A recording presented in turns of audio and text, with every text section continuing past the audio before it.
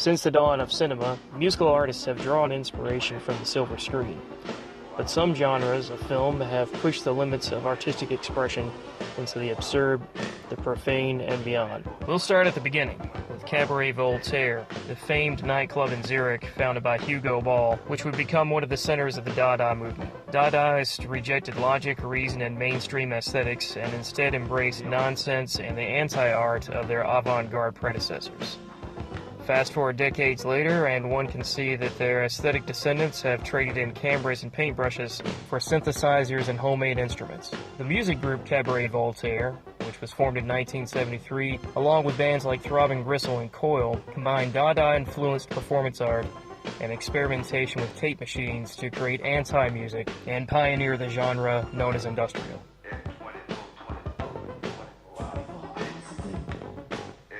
The avant-garde would later go on to show up in different ways in acts like Frank Zappa and Captain Beefheart, but it would be one descendant of these bands that would change indie music forever.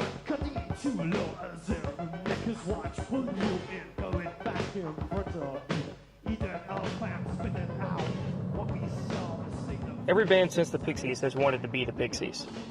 It's no surprise that their influences have stretched all the way from David Lynch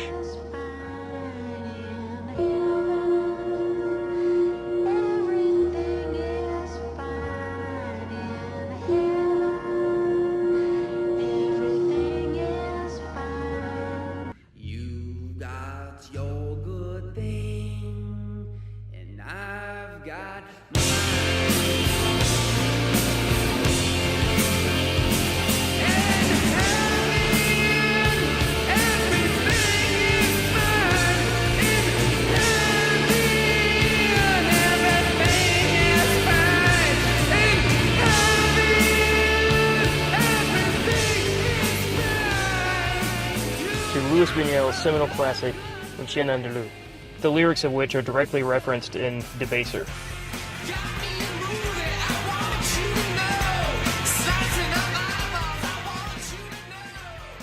First time I heard the Pixies would have been around 1988. I found it just about the most compelling music outside of Sonic Youth in the entire 80s. One of the strongest songs that I heard at the time was Debaser. Base of religion, two very basic American subjects. The two subjects closest to the American heart.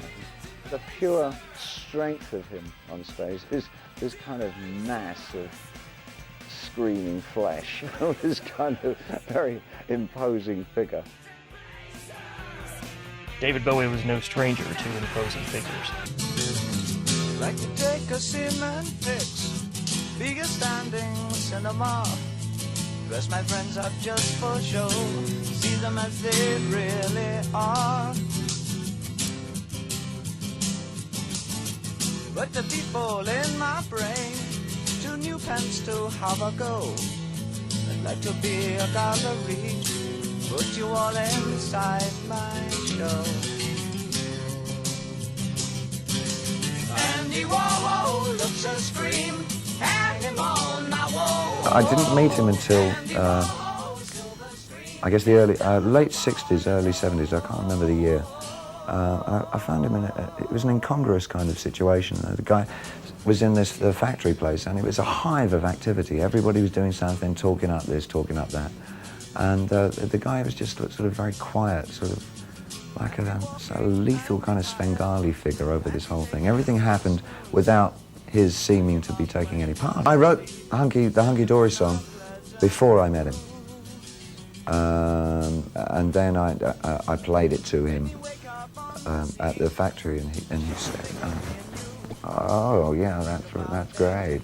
And that was his critique of the song. I don't know if he ever liked it or not. But Bowie would get another chance to pay tribute to his idol when he played Warhol himself in the film Basquiat. Some ignorant art? Timber's piece? No, I think it's okay. Of course, Mr. Bishop. Gee, ignorant art? No. Yeah, like stupid, like ridiculous, crummy art. Oh, that sounds good. That's new. Maya Deren, while she wouldn't live long enough to see it, would inspire imitation in the video age, as witnessed by Mila Jovovich's video for The Gentleman Who Fell. Blinded by the lights, a heart is breaking. I can hear it dropped when gone beyond my side, my side, my side.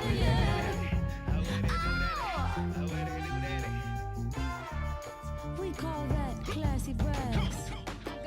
Lastly, there was also this obvious reference to Meshes of the Afternoon by Janelle Monáe with the video for Tightrope.